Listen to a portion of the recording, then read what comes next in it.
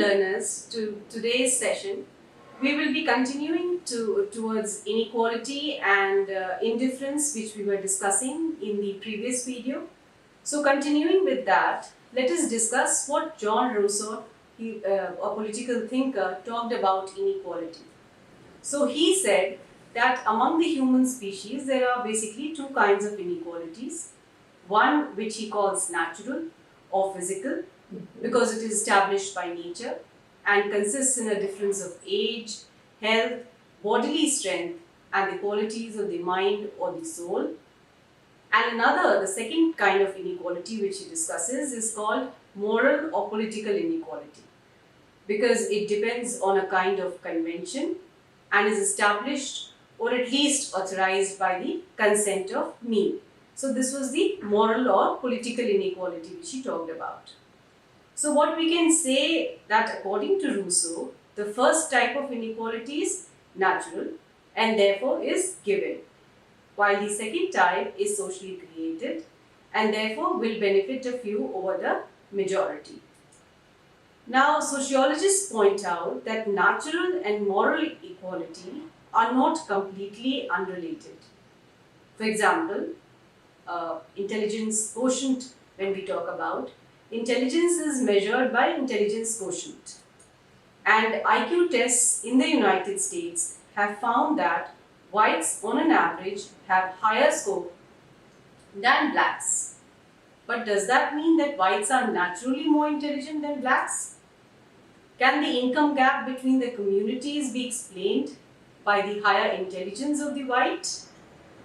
But this is being explained by the following facts.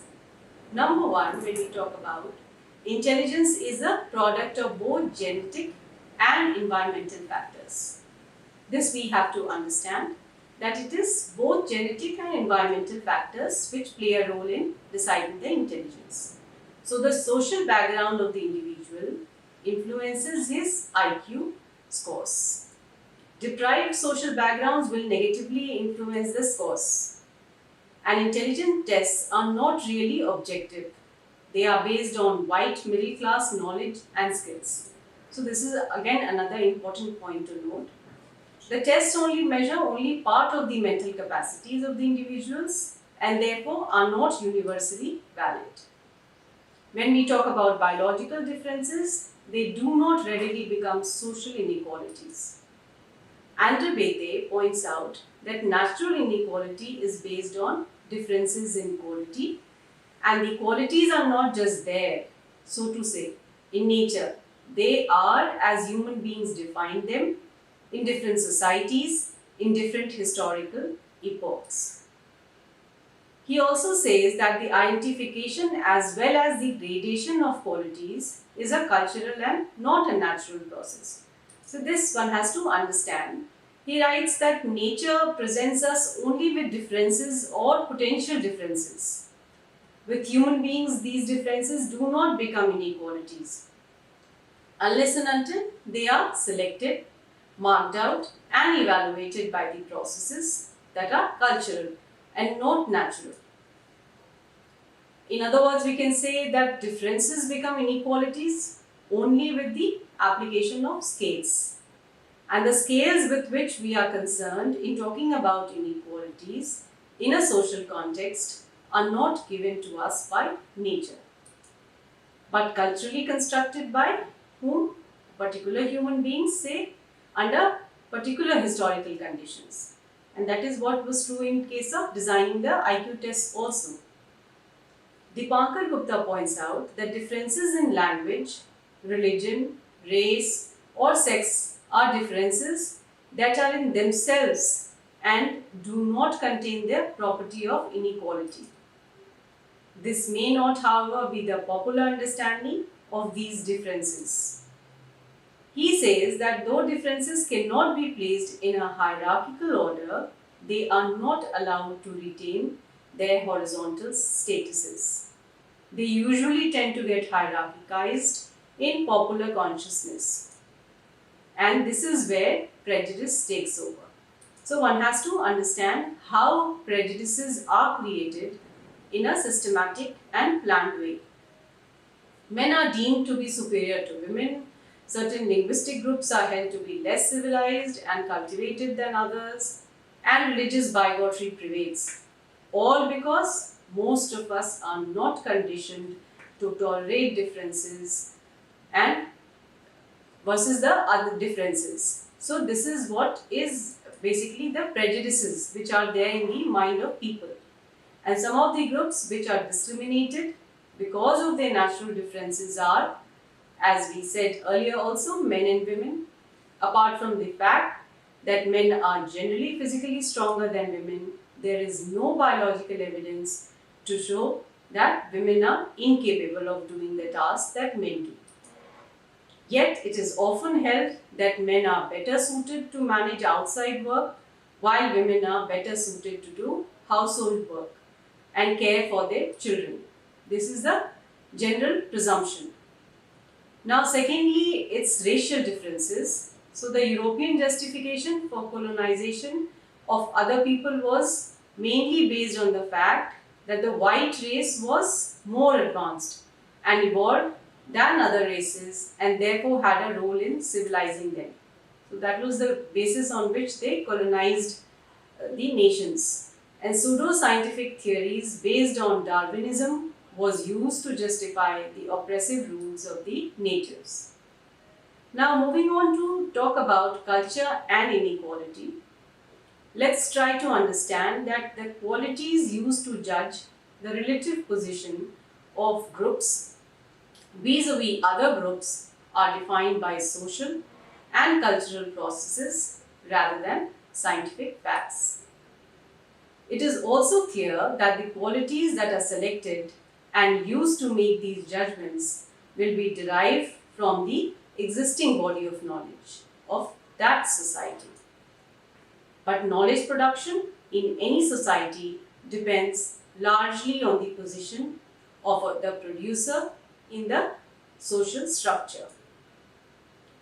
Karl Marx and Friedrich Engels in the Communist Manifesto say that the ruling ideas of each age have ever been the ideas of its ruling class.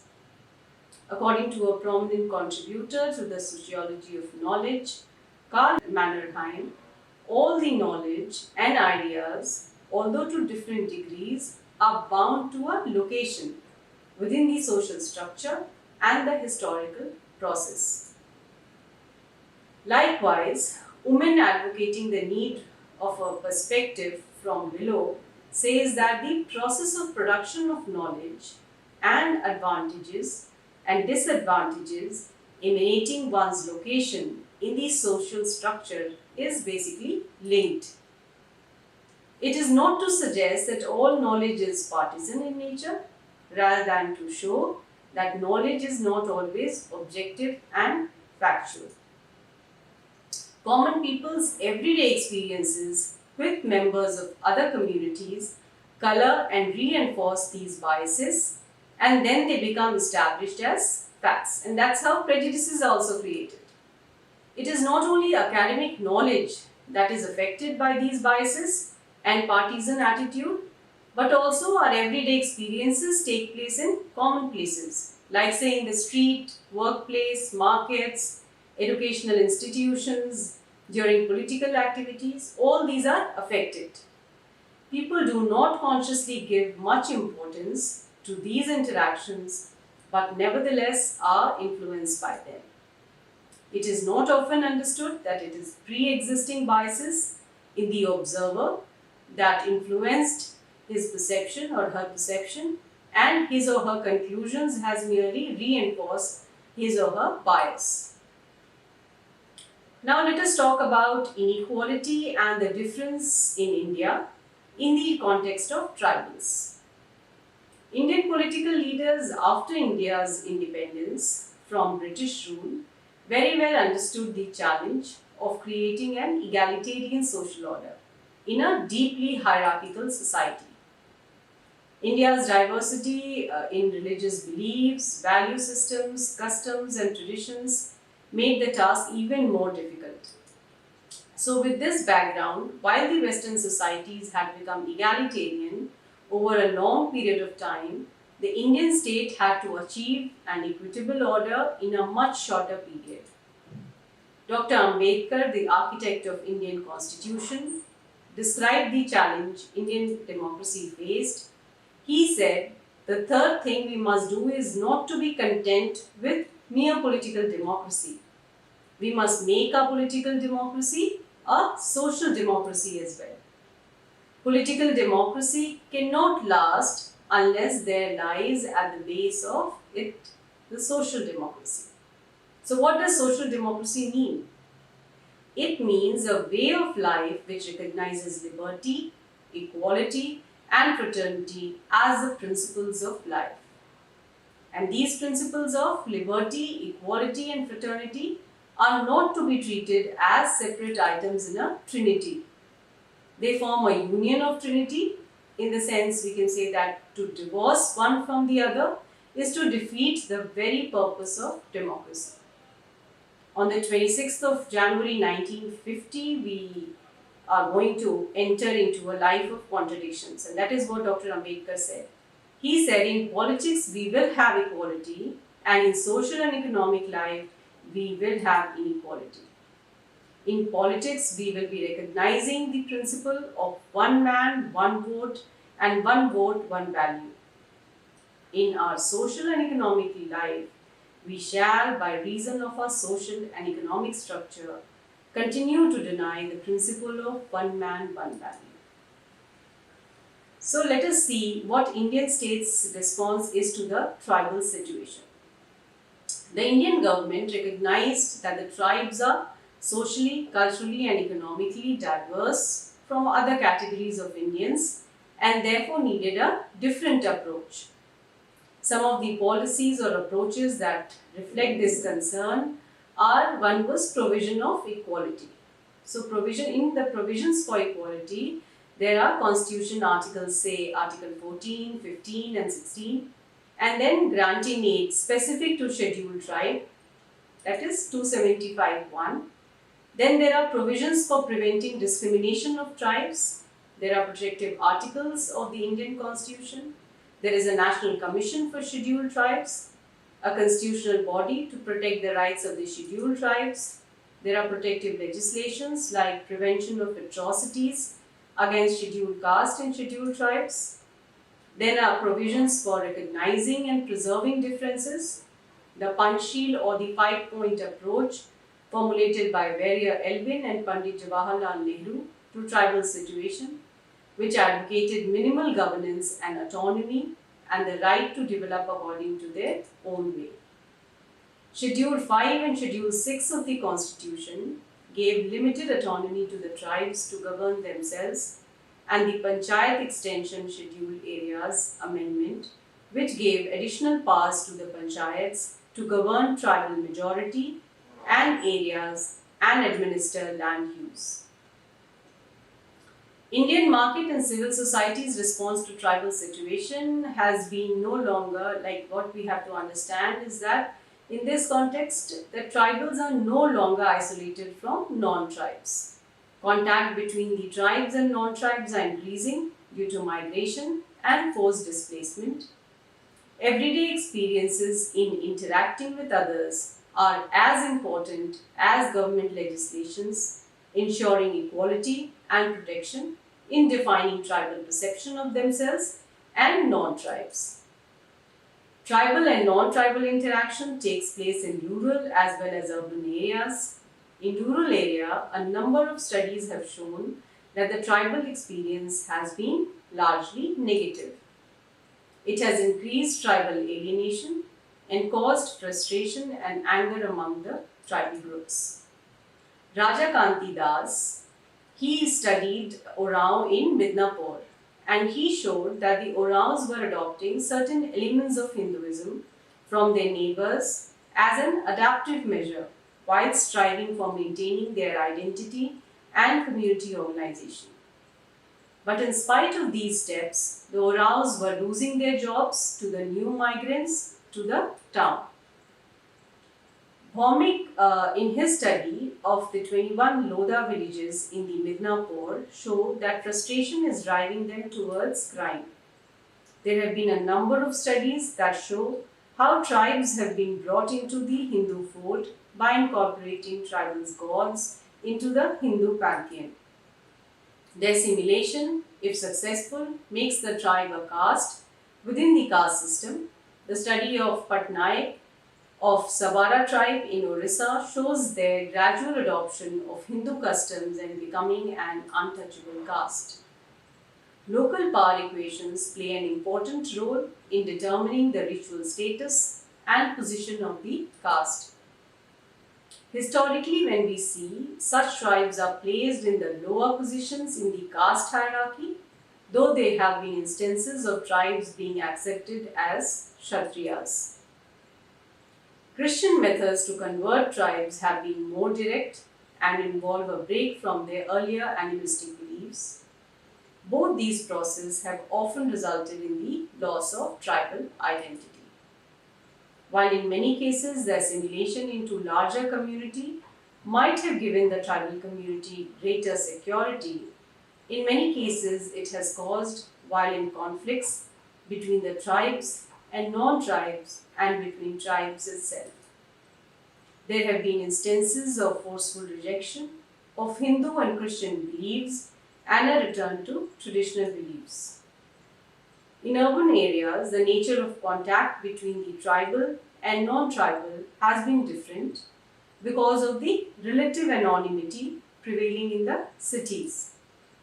However, we see here too people's perception about tribals as negativity, and this has influenced the interaction patterns. Stereotypes about tribes are found in the language, representations, and nature of interactions of everyday life situations. When we talk about popular stereotypes about tribals, we generally find that tribals, especially from the northeast, who have Mongoloid features, are not Indians. They are treated as, they are called Chinese and therefore called Chinky, and such remarks are made against them. Recently, a chief minister of a northeastern state complained that he is questioned whether he is an Indian almost every time he comes to Delhi for official work. So there is a common problem for many people, tribals and non-tribals from northeastern India, where they have faced such problems and have reported. By calling them Chinese, even in a lighter way, we delegitimize the very existence of tribals in their own country. And this is a serious cause of concern. Tribal women are considered physically strong and sturdy, and what happens because of that? They are seen as docile and obedient to their patrons at the same time, and these rare qualities are seen as making them suitable for becoming good domestic workers. So this widely accepted belief has contributed to creating a huge demand for tribal domestic workers in all major cities, leading to large-scale trafficking of women from tribal areas to urban areas. It can be argued that this is a positive quality seen by others in tribal women, and that tribal women are employed because of this stereotype. However, this belief also essentializes the tribal women by relating them to one low prestige, low income jobs. Women have been seen as the cultural emblems of their community, and tribal women are seen as promiscuous. Women's body is seen as a site for cultural domination in our patriarchal society. So not surprisingly then, men have seen the others' women as being sexually promiscuous and their own women as being virtuous and modest. Popular representations in film and plays almost always show tribes in negative or comic roles. They are portrayed as irrational, the outsider. The hero or the heroine is often captured by the tribes in the forest and is going to be killed, and very next instance becomes sacred and holy due to completely unrelated silly occurrence which convinces the simple-minded tribes. Tribes are depicted as wearing minimal clothes and interested mainly in drinking and dancing. This is how it is portrayed in cinema and different kind of plays. Everyday language, phrases and usages reinforce stereotypes, and this is how stereotypes are created. Often tribes and their supposed characteristics used as figures of speech to indicate negative traits in the individuals. It is common to find in all Indian languages phrases and usages which compare negative traits like foolishness, laziness, unhygienic habits, and unkempt looks to certain tribes. For example, why are you looking dumb like a name of a tribe? You smell like name of a tribe. So this is the questions which are asked, and this is how a stereotype is reinforced. Northeastern men and women are often not recruited for jobs that have public profile, like say hotel management. Modeling and airlines are some examples. A lack of Indian looks is cited as a reason. This is a study done by Dovai and Nikita in 2009, which points out such findings. The examples that are found in everyday situations reflect the nature of tribal and non-tribal interaction in civil society. In this context, you can make an observation of everyday life, how differences in human beings result in differential treatment and discrimination. So by this, I hope you have understood the concept of equality, inequalities and the differences. Now coming to the end of this session, I will just sum up. The tribal communities in India are in many ways culturally and socially different from others. The degree and areas in which these differences are manifested differ from tribe to tribe and from region to region. The reason is that the tribes are not one homogeneous community as was thought of earlier. Also, they are part of the dynamic social and cultural process that takes place in every society.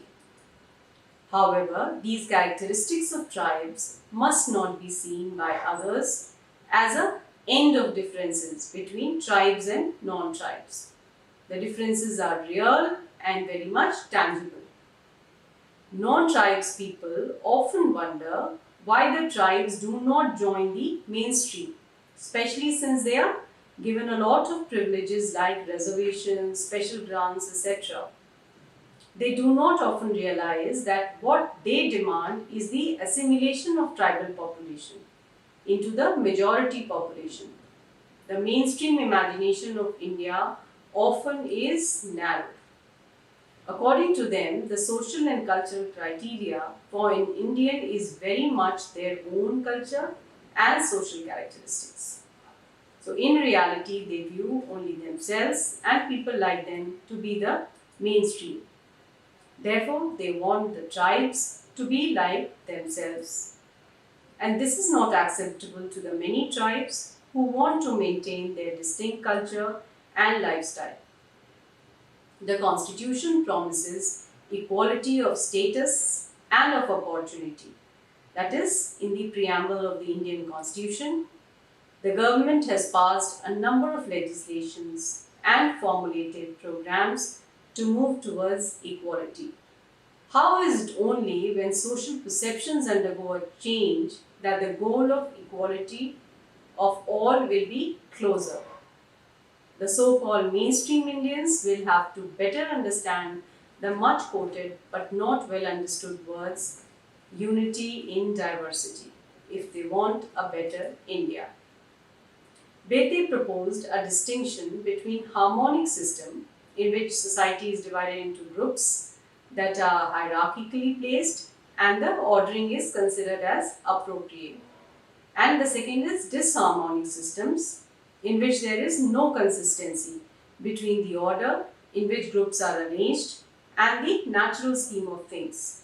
That is, there is a discrepancy between the existence and the normative orders. He explained the disharmonic system in terms of one which upholds equality as an ideal but practices inequality. So with this, I would come to the end of the session. Thank you very much. Hope you've understood the concepts of equality, inequality and the difference. Kindly go through the video and read the transcript in order to better understand the topic. Thank you.